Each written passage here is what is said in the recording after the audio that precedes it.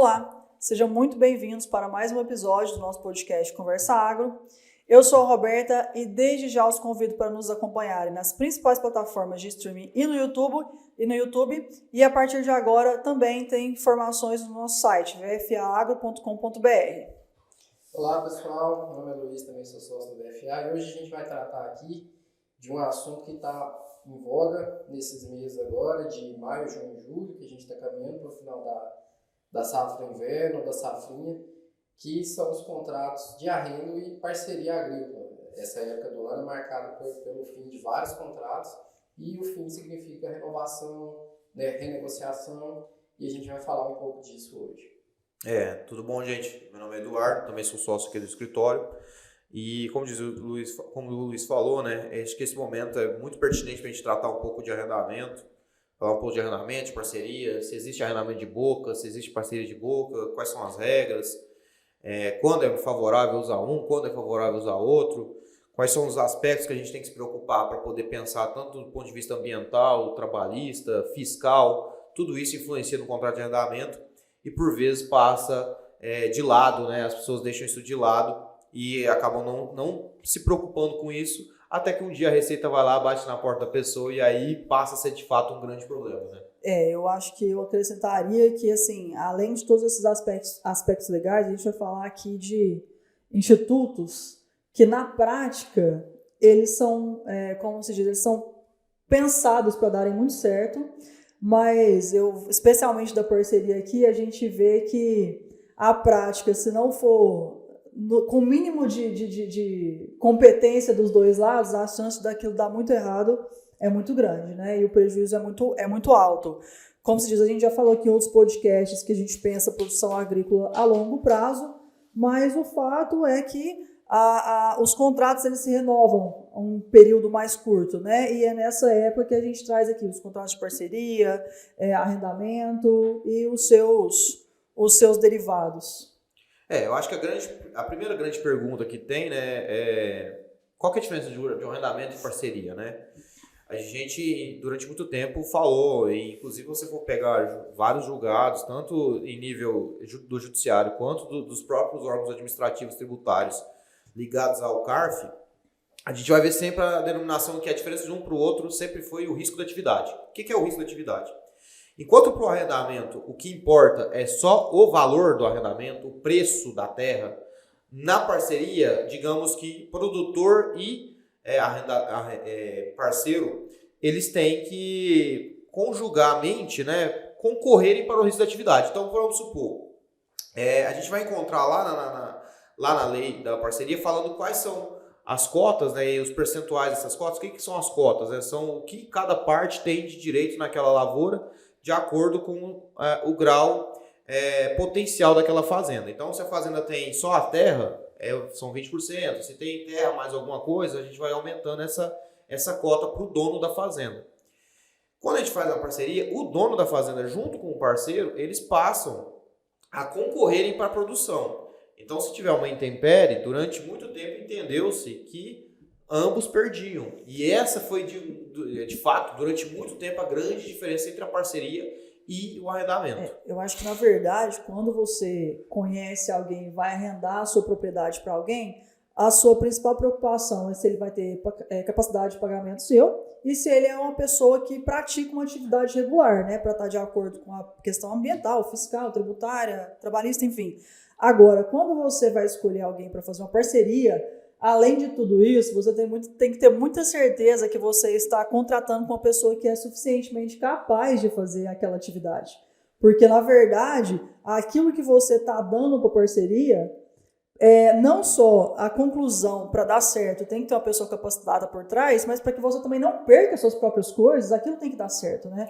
Então, assim, a escolha ela vai além da pessoa ter só capacidade financeira, ele tem que ser capaz, né? Do ponto de vista agronômico, você está dando o maior ativo da empresa, que é o solo, sim, né? Tipo, o maior ativo da fazenda hoje é o solo. Se você está passando para uma pessoa esse solo, é ideal que você avalie não só o crédito dessa pessoa, se é uma pessoa de boa índole que paga todo mundo, mas também a conduta dele nas outras atividades que ele vem demonstrando para ver se ele é uma pessoa que só está extinguindo o potencial agrícola ou se de fato os lugares onde ele trabalha só aumentam, né? Isso que o Eduardo falou vale para as duas modalidades de contrato, né? Você averiguar como é aquela pessoa, como é que ela lida com a terra, como é que ela lida com os animais que estão ali, com os trabalhadores, com o meio ambiente. Então, isso vale para os dois casos. No caso do arrendamento, aqui uma forma mais simplória de explicar, é um contrato de aluguel. A pessoa cede a fazenda ali e vai receber uma renda ou um produto por aquele pedaço de terra que ela cedeu. Só que o risco, como a Roberta falou, não é só de você tomar um calote e você não receber. O risco é da pessoa deteriorar a sua terra, ela causar um dano ambiental ali que vai ser estendido em alguns casos também ao proprietário, ao dono daquela fazenda. Ele pode destruir uma nascente, ele pode provocar um incêndio. Então, assim, é um aluguel, mas é um aluguel mais potencializado aqui, porque a fazenda, a propriedade rural, ela é um bem, de certa forma, inestimável e ele tem uma proteção maior pela nossa legislação. O arrendamento, ele passa, de verdade, a posse para o arrendatário, né? Então, assim, então, o arrendatário passa a ter pleno acesso àquela fazenda. O que dá para fazer, então? A gente pode limitar os poderes desse arrendatário via contrato. Olha, se você fica em silêncio, imagina-se que o contrato de arrendamento vai ser sempre interpretado em favor do arrendatário, porque a legislação, como foi feita no passado, imagina que o arrendatário tem um poder econômico menor que o produtor, que o dono da fazenda. Essa realidade pode não ser encontrada hoje em tantos lugares assim mais. Na maioria dos casos, essa realidade não se aplica. Vocês dois aqui arrendam para usinas. Sim. São empresas multinacionais que têm um poderio econômico infinitamente maior que o de vocês. Sim. Então, mas o fato é, a letra fria da lei vai falar, olha, o arrendatário, na dúvida do contrato, a gente vai sempre interpretar a favor do arrendatário ou do parceiro. Assim, na verdade, a gente tem uma questão aqui dos dois lados, né? A gente tem os cuidados que o arrendante ele tem que ter, que são esses que a gente está elencando aqui, e ainda outros, né, em cláusulas contratuais, mas da parte do arrendatário, também, assim, é condição de permanência da atividade dele que ele também tenha muita consciência daquilo que ele está arrendando, né? Que ele se resguarde de analisar toda a documentação daquela área e se a documentação da área está ok para a atividade que ele se propõe a realizar, né? A gente dá exemplos aqui, por exemplo, em caso de pivô, por exemplo. Você vai arrendar uma propriedade que tem pivô, por favor, o mínimo que você tem que fazer é ter certeza de que tem uma licença, que tem uma outorga para a atividade daquele pivô, de que ela está regular, de que ela está com o prazo dela em vigor, né? Então, assim, o arrendante tem que ter todos esses cuidados de contratar com uma pessoa com capacidade financeira, uma pessoa regular, uma pessoa que está em dia com suas obrigações fiscais, tributárias, ambientais, trabalhistas, mas o arrendatário ele também tem que ter esse cuidado de saber que a área que ele está arrendando serve para a atividade que ele se destina a fazer, né? Uma outra grande pergunta que eu vejo os produtores fazendo é, doutor, eu posso arrendar em valor de soja, em sacas de soja? Olha, se você olhar a letra fria da lei, não. A resposta seria essa. A gente teve agora 2 decisões da STJ, né, mitigando um pouco essa questão, quando ele entende que o contrato longo, depois de muitos anos, que a pessoa sempre recebeu daquela maneira e vai questionar só no final daquele contrato aquele tipo de pagamento, o STJ entendeu que faltou boa-fé. Então, assim, digamos assim, na ausência de boa-fé, essa regra parece que está valendo agora de poder receber arrendamento em soja. Mas a regra fria vai falar o seguinte, olha, se arrendamento é dinheiro, então vai estipular lá um valor e vai estipular as formas de atualização daquele valor anual e aquele produtor vai ter que pagar para o dono da fazenda aquele valor todo ano, né? Como o Luiz falou, é muito parecido com um aluguel, é como se fosse um aluguel de fazenda. Inclusive em termos tributários, se você for observar, contratos de arrendamento para fins de tributação do imposto de renda são tratados como aluguel. Tá lá no regulamento do imposto de renda essa equiparação entre eles. Mas existem mecanismos contratuais que a gente pode utilizar para tanto se adequar ao que está na lei, para se adequar ao que os tribunais vêm entendendo aí como forma de pagamento de renda. Então, assim, se você procurar um profissional especializado, ele vai fazer um contrato de arrendamento que vai atender essas expectativas legais e expectativas que os tribunais estão colocando sobre esse tipo de coisa. Vai colocar lá um mecanismo de recebimento em grão, com conversão monetária, com uma forma de atualização ali para um lado ou para o outro. Então, assim, existem mecanismos para se adequar a essas questões. Passando para a gente diferenciar aqui o que é um arrendamento e uma parceria, enquanto o arrendamento, a pessoa que é proprietária oferece o maior bem que ele tem, que é a terra, na parceria pode ser feita dessa forma também, mas a parceria, no final das contas, ela é uma sociedade. Um grupo de pessoas, 2 ou mais ali, vão se reunir para fazer uma determinada produção. E na parceria rural, a legislação brasileira, ela estabelece uma gama enorme de formas de parceria, que você pode fazer de várias formas, desde que esteja ali previsto em lei. Como a Roberta falou, no papel é muito bonito. Quando você vai ler lá, parceria rural, nossa, é lindo. Os dois ganham, né? Sempre todo mundo está ganhando, ninguém nunca perde, dá para você fazer vários tipos de arranjo ali, mas na prática não é muito bem assim, né? A gente sabe que a parceria rural ela é muito problemática. Na verdade, a gente vai falar em parceria, por exemplo, a gente pode falar tanto da parte agrícola, mas também da parte da pecuária. É o seguinte, é um proprietário dando aquilo que ele tem de melhor, certo? Seja a área, o solo devidamente adubado, já com a sua palhada. Exatamente. Ou, às vezes, se for no caso de animal, ele está dando as suas matrizes ou os seus animais para engorda, como se diz, é o que ele tem, para que outra pessoa, em conjunto, exerça atividade com ele.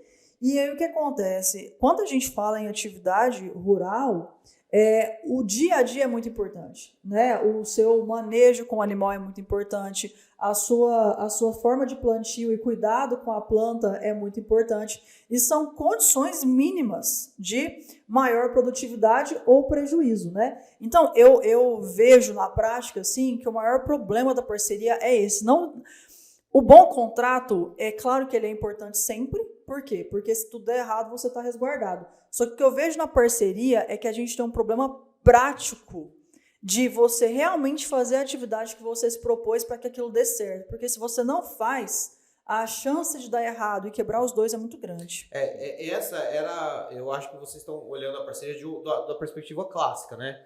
Só que a gente tem que lembrar também que a parceria teve uma atualização legislativa por meio da Lei 11.443 que mudou algumas regras, né? Então, hoje, por conta dessa legislação, a parceria não necessariamente você assume todos os riscos da atividade como produtor rural ou como proprietário. Você pode limitar a alguns aspectos esse risco.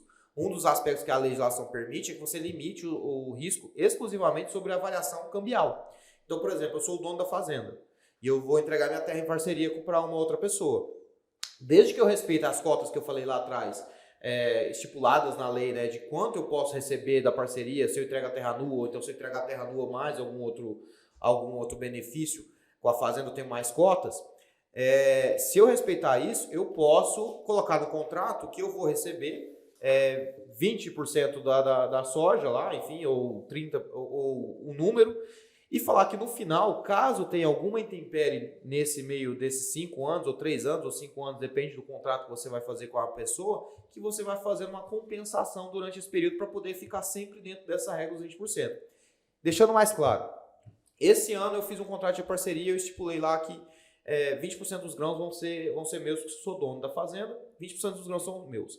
Eventualmente, no outro ano, o parceiro, né, o produtor, de fato, ele não consegue produzir por uma intempérie, produziu 0, ou produziu muito abaixo do que ele poderia quitar. Eu continuo recebendo os 20%, desde que no final do período dos 5 anos, some-se os 5 anos e eu possa compensá-los. Assim, eu não estava falando de uma parceria clássica e não respeito a legislação nova, não é isso. Eu só estou te falando que questões práticas, elas às vezes inviabilizam. Do mesmo jeito que você deu um exemplo, eu vou te dar um outro exemplo. Por exemplo, você faz uma parceria de cria de 30 matrizes. E a obrigação do parceiro é, pelo menos, fazer uma pesagem a cada 60 dias, por exemplo, e dar toque. Se ele não faz uma pesagem nos 60 dias, não vou fazer nesses 60 dias, ou não dá toque, aquele prejuízo pode até estar estipulado no contrato, só que na prática vão ser 15 meses de prejuízo que os animais vão continuar comendo. Então, é nesse sentido que eu falo que a parceria, na prática mesmo, os dois agentes eles têm que estar vigilantes, exatamente. Você tem que cobrar do outro, por quê? Porque não é só o tamanho do risco, mas é enquanto aquele prejuízo pode se perpetuar. Como eu dei exemplo aqui de animais, o animal ele tem um prazo de gestação, inclusive ele tem um prazo de inseminação ou de prenheza aqui, ele tem um prazo de gestação e ele tem um prazo de desmama. E quando as pessoas não são vigilantes nisso, o contrato é bom? Mas o animal está tendo que comer lá e tem prejuízo. Às vezes esse prejuízo se dá numa época de seca, você tem que abater esse animal ou com um peso menor, ou vender ele num valor menor para que o seu prejuízo seja reduzido, né? Então, é nesse sentido mais prático, se os agentes da parceria não estiverem em constante fiscalização um do outro, é ruim para os dois lados, né? Eu entendo essa observação, né, essa dificuldade, mas eu também acho que esse contrato ele permite, inclusive mais do que no arrendamento, a gente estipular regras sobre tudo. Ele tem mais poderes do que o arrendamento, isso é claro. Sim. Mas só para ficar claro... E outra vantagem, destacando, do ponto de vista tributário, os dois vão ser tributados do ponto de vista da atividade rural, que é muito benéfica, né? Se você for pegar, hoje a gente está falando de uma alíquota sobre faturamento de 5,5%, talvez seja uma das alíquotas mais privilegiadas do sistema tributário inteiro do Brasil. Ao passo que o arrendamento, você vai pegar uma alíquota de 27,5%. Então, assim, nos dois contratos a gente tem riscos e tem benefícios. Agora, cada um dos contratos tem que ter concordo com você, tem que ter uma diligência característica para cada contrato. Qual que é a diligência característica do arrendamento? Esse produtor está mantendo essa fazenda em dia, está causando erosão, como que está lá? Porque ele vai ficar mais distante da operação. Então, ele tem que se preocupar com eventuais danos ao imóvel, como ele se defende. Na parceria, eu concordo com você, ele tem que mais estar diligente com relação à própria produtividade. Ele tem que acompanhar mais de perto a produtividade. Porque o que eu falo, o risco é só isso. Eu acho que a legislação e o contrato, eles são muito bons, a parceria dá uma gama de possibilidades. A questão é que, na prática, se você perde prazo, o seu tempo de retorno demora um pouco mais. É claro que você vai resolver isso em contrato, você vai resolver isso em juízo, compensações, só que na verdade o tempo passou. Aquela safra ou aquela estação foi embora, né? É nesse sentido que eu falo. Em relação à parceria, nos últimos anos, à medida que a atividade agropecuária ela foi ganhando mais corpo e ela foi se tornando mais profissional, ela trouxe para esses contratos a necessidade de você estipular ali não só a primeira parte das obrigações, o que cada um vai fazer e qual vai ser a porcentagem de risco para cada um dos parceiros, mas também mecanismos de resolução desses contratos. Como que a gente vai resolver esse contrato aqui se deu prejuízo? O boi não chegou na época. Como é que a gente vai fazer essa conta? O meu parceiro lá não cumpriu a parte dele. Ele tem que me indenizar? Ele não tem que me indenizar? Quais são os limites dessa indenização? Quais são os limites desse tipo de coisa? Então, nos últimos anos, boa parte dos estudos jurídicos sobre o contrato de arrendamento foram direcionados para essa parte. Da resolução do contrato, como que isso vai ser feito. Inclusive, só para terminar aqui, muitos contratos que são mais vultuosos, mais volumosos, eles colocam ali uma cláusula de eleição de foro para resolver isso numa corte arbitral. Uma corte arbitral especializada em agronegócio, que o contrato vai ser encerrado e vai ter que fazer lá os cálculos sobre prejuízo ou lucro e como que isso vai ser dividido entre os parceiros. Então isso é feito por uma corte escolhida pelos contratantes que vai fazer esses cálculos. Isso é uma das formas de resolver, não é a única, mas é um dos caminhos mais modernos para resolver esse tipo de contrato. E, na verdade, você criar essas condições, assim, inclusive condições de indenização, quando a partir de qual prejuízo, é muito mais fácil do que você deixar valores rurais a serem mensurados pela justiça aqui, né? Que às vezes nem sempre está no dia a dia ali lidando com a agricultura e com a pecuária para mensurar valor de animal, peso de animal, produtividade agrícola, enfim. E até lembrando, né, da frase que eu falei lá atrás, como o contrato vai ser sempre avaliado a partir da perspectiva do arrendatário ou do parceiro que está produzindo, sempre vai ser em benefício deles a interpretação desse contrato. quanto mais regras o proprietário, perdão, conseguir colocar nesse contrato, que se forem quebradas, regras de fazer mesmo, olha, não pode mexer na água, não pode causar incêndio, não pode fazer derrubar árvores sem licença, enfim, colocar um monte de regras ambientais e de conduta humana mesmo, trabalhistas, tributárias e tudo isso. Com direito de regresso, né? Isso. É uma das formas do proprietário, eventualmente, se ele estiver insatisfeito com um arrendatário ou com um parceiro, de encerrar aquela atividade. Sim. Porque assim, é muito difícil quebrar um contrato de arrendamento da perspectiva do proprietário. Muito difícil, tanto um arrendamento quanto uma parceria. Salvo se ele demonstra ou que ele não recebeu algum lucro ou aluguel que ele deveria ter recebido, ou nessas hipóteses de quebra de conduta. E aí, das mais variáveis, desde... abandono da terra, abandono da produção... Nós já vimos casos de contratos que o arrendatário estava matando os animais silvestres na fazenda do proprietário. Sim. Causa de resolução. Só que isso tem que estar causa de resolução não, causa de rescisão. Isso tem que estar claro no contrato, né? Uma coisa que eu acho assim é que, além do contrato, seja para arrendamento, seja para parceria, seja para o proprietário, seja para o arrendatário, para o parceiro, para o dono das coisas, além de fazer um bom contrato, que é aquilo que o Luiz falou, procure um profissional, não tenha medo e não segure a necessidade de se documentar. Tanto antes de realizar o contrato, pegue toda a documentação necessária, a certidão, se necessário for, não só certidões positivas, mas certidões ambientais, certidões da Receita, enfim, se organize com o documento, vai fazer uma parceria, essa parceria é feita por etapas. Quando chegar a etapa, cobre aquela documentação, cobre a prova de que aquilo foi feito. No caso de arrendamento, ou no caso de parceria agrícola, se tem estipulação de melhoria do solo, faça análise do solo a cada ano, se assim estiver estipulado. Eu acho que essa é uma das grandes evoluções do contrato nos últimos anos, né? A gente poder avaliar agora não só os aspectos financeiros do contrato, mas também colocar critérios de evolução químicos, físicos e biológicos naquele ambiente, né? Se o seu contrato prevê isso, não se furte de fazer uma análise anual para que você esteja não só respaldado em casa de contrato, mas que você realmente consiga fiscalizar a evolução daquela propriedade de acordo com o contrato que você fez, né? A gente tem que ter em mente que a legislação mãe desses contratos é o Estatuto da Terra, que é quase centenário já, se não me engano. Então, assim, a lei não foi feita para o agronegócio que existe hoje. E existem vários projetos de reforma no Congresso, mas a gente sabe que demora, tem uma reforma aqui ali, como o Eduardo falou, mas o grosso mesmo é o que está lá na legislação há bastante tempo. Então, a prática não é o que está na lei. Então, a gente tem que fazer as adequações nos contratos, fazer uma pesquisa extensiva, especialmente se você vai fazer uma parceria, você tem que saber com quem você está lidando, se aquela pessoa sabe, ela domina aquilo que ela está se propondo a fazer, porque senão o caminho vai ser o desastre e o prejuízo para todo mundo. Não, sim. E assim, arrendatário ou parceiro sem renda não paga. A verdade é essa. Vamos falar assim, se o cara não produz, ele não vai pagar. Sim. Então, precisa estar bem claro isso, que esse é o risco desses contratos. Ah, mas tem como mitigar? Tem. Ah, mas e se um arrendatário sofre um arresto ou um sequestro de grãos vindo de um outro credor dele? Olha, provavelmente você não vai receber também.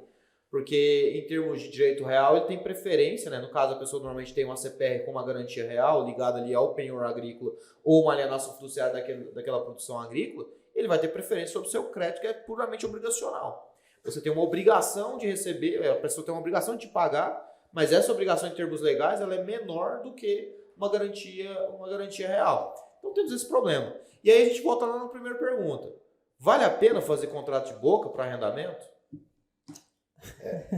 Não é permitido e não vale, né? Não, permitido tá na legislação, só que... Isso para a legislação que foi feita há muitas décadas. Na época era aceito e era viável e tudo, mas hoje não, né? Por favor, não faça um contrato de boca nem para comprar uma balinha. Não? Sim. O problema do contrato de boca, primeiro, você vai estar estipulado em todas as regras que estão ali no Estatuto da Terra, que muitas vezes você não sabe. Por exemplo, a regra mínima, no caso da agricultura, são 3 anos. Muitas pessoas não sabem isso. No caso de floresta, 5. Então a gente começa a sair um pouco do nosso controle e cair num controle que não é nosso, é um controle legislativo. E mais, a gente vai para o segundo grande problema do direito, que é a prova. Né? Sim. Como que você vai demonstrar aquilo que você acordou com outra pessoa? Então, se você acordou com outra pessoa que ela não poderia derrubar uma árvore sem tua autorização, sem tua licença, e ele vai lá e derruba, como que você fala que não foi com ordem sua ou que ele com foi lá e anuência, fez? né? Não só necessariamente com ordem, mas com anuência. Com né? anuência, pelo menos. Na parte ambiental a gente tem esse problema, não é só ordem, mas anuência também, né? Se você estiver junto, você está no bolo. A Roberta pode falar isso melhor do que eu, mas a omissão ambiental não é defesa para o proprietário. Né? Ele fala, eu não sabia, nunca foi defesa. E assim, algumas questões do aspecto criminal, nós temos alguns crimes que não aceitam culpa, só dolo. Só que a gente não tem a parte ambiental limitada ao aspecto criminal. A gente tem a parte administrativa e a parte civil, se for o caso. E na parte administrativa, é sempre bom lembrar, a gente falou isso em muitos podcasts, a área é o importante. Se a área estiver daquela forma, quem estiver na posse dela naquele momento vai ser autuado. Se a pessoa já tiver te devolvido a posse da área, o contrato de arrendamento verbal, é até estranho falar, mas encerrou, e você for autuado, como é que você vai provar que, na verdade, aquele ato lesivo não foi seu, mas foi do anterior? E pior, como que você vai cobrar isso depois se você não tiver um direito de regresso previsto no seu contrato? A parte trabalhista, igual, como que você organiza, que na verdade não é terceirizado, que você também não faz parte daquele grupo econômico com poder de decisão sobre aquela propriedade rural, né? Então tem uma série de aspectos que não estão no Estatuto da Terra, mas são da prática da atividade, que hoje são muito mais englobados no contrato. Né? Na verdade, o contrato hoje é muito maior do que ele era há 20, 30 anos atrás. Por quê? Porque hoje a gente não só se preocupa com aquilo que é legal, mas a gente se cerca o contrato com tudo que pode dar errado e quais são as melhores formas de resolução. Né? Às vezes assim, já caminhando para o final do nosso podcast aqui, quem está ouvindo ou quem está assistindo viu que tanto o contrato de arrendamento quanto o contrato de parceria, eles são muito técnicos, exige de quem está ali fazendo os contratos, de quem está redigindo os contratos, um conhecimento muito grande. É muita coisinha que você tem que pensar, que você tem que colocar ali. Nas próximas semanas a gente vai estar fazendo vários posts sobre esse tipo de contrato, sobre os dois. Se vocês estiverem com alguma dúvida, nos mande por meio das nossas redes sociais, acompanhe as nossas postagens. E é isso aí.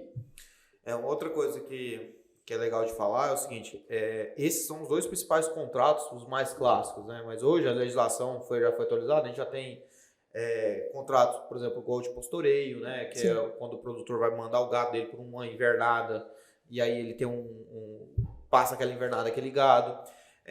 Tem os contratos ligados aos sistemas agroindustriais, que são diferentes. Então, assim, a gente vê que, de alguma maneira, o legislador, ainda que de maneira tímida, né? Ele tem tentado acompanhar a evolução e como que o agro tem andado. Mas o fato a gente vê que as coisas acontecem mais depressa do que de fato acontece uma legislação, uma alteração legislativa. Então, ficar atento a isso. O Luiz falou, procurar um profissional que entenda o que está fazendo e mais, que você, quando procurar esse profissional, de fato, esclareça tudo que está acontecendo na tua propriedade. Porque esse profissional, munido de informações, ele pode te proteger. Seja ele trabalhando para te defender como arrendatário, seja ele trabalhando para te defender como arrendante e parceiro, seja ele parceiro produtor ou parceiro proprietário da fazenda, né? E assim, só para fazer um parêntese aqui, que você falou dos contratos de pastoreiro, e é engraçado, por quê? Porque a gente tem um objeto muito diferente do contrato de arrendamento de uma área para um pastoreiro, né? Enquanto você vai arrendar uma área por alguns anos, você tem a obrigação de fazer aquele solo produzir. Na verdade, quando você arrenda para uma invernada, na verdade você só quer que acabe só extrai, né? Então tem um objeto a natureza dele é completamente diferente, então fica atento a nisso. E assim, um recado que os meninos já deram aqui, por favor, não faça contrato verbal, procure, não use o contrato do Google, procure uma assessoria especializada e se você está se envolvendo, que seja você qual parte for, em um contrato milionário, não se importe de gastar com documentação, porque aquilo, se não for usado, vai ser muito importante para você em caso de necessidade. Muito obrigada, até a próxima. Nos acompanhe nas principais plataformas de streaming no YouTube e também no site vfagro.com.br. Obrigada e até a próxima. Até a próxima. Até mais, gente. Tchau, tchau.